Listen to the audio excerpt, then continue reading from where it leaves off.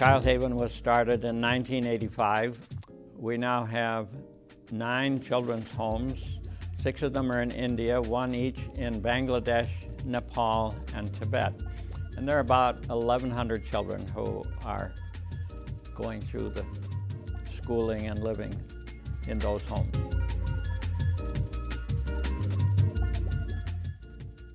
Well, it all started in 1953 when I married this very eccentric woman, and she has this, I didn't know at the time, but she has this incurable malady which is called babies on the brain.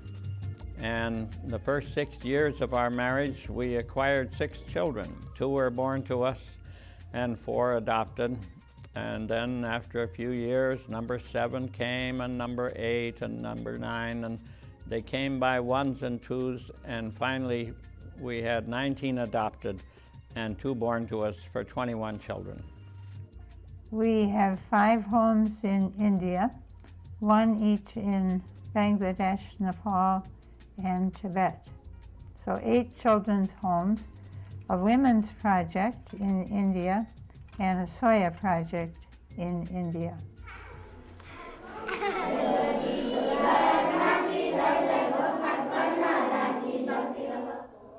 Children come to us who are very destitute. If they're getting 1 good meal a day, they don't qualify because they can still get along, and there's so many others who are not getting 1 good meal a day.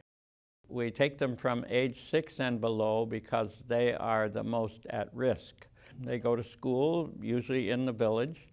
We had 1 girl who came to us as a small child, quite destitute, and she graduated in engineering at the top of her class. And our kids seem to sense that education is important, and they really, most of them really study and do quite well. Some, we can't afford university for only a very few, or nursing, that kind of thing, but we find a trade for each one of them.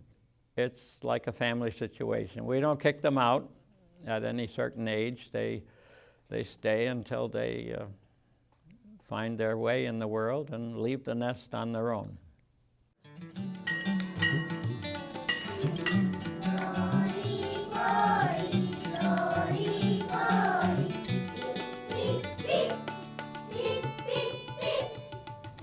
Bonnie makes 4 trips a year. She goes to visit each home each time she goes, and sometimes a young person will bring his bride and just to meet Bonnie, and so he's there when Bonnie's there, or bring their husband if it's a girl that came up through the school, or they'll bring their firstborn child, and so it's like a family situation.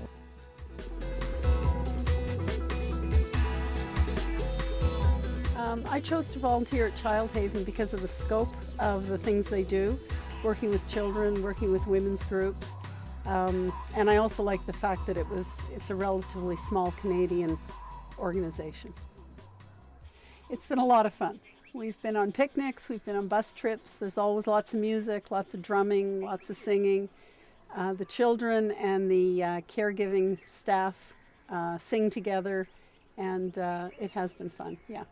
I had some friends who did the program, and Bonnie and Fred live quite close to me, and I wasn't quite sure about it, and when I met them, I was definitely game for it.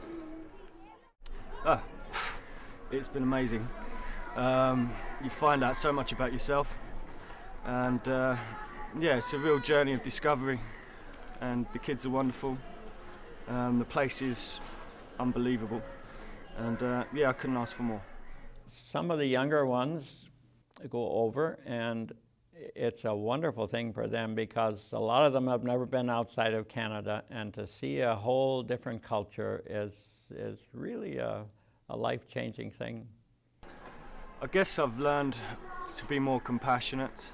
I think I understand children a lot more, and I've certainly learned more about what I want to do in the future.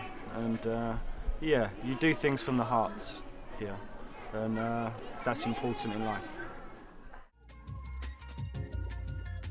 Raise money mostly in Canada. We have interns who go over as volunteers for 3 to 6 months. That's a life-changing experience. When they come back, they're different people. And sometimes some of them are so enthusiastic that they'll start some kind of fundraising dinner in their neck of the woods, wherever it is. We have about 20 of these dinners across Canada. And when Bonnie's home, which is about half the year, then she and I go around and visit these dinners and meet 200-300. There's a dinner we have in Kingston every year, and we actually have a dinner coming up in Kingston on March 31st. And we'll both be here for that.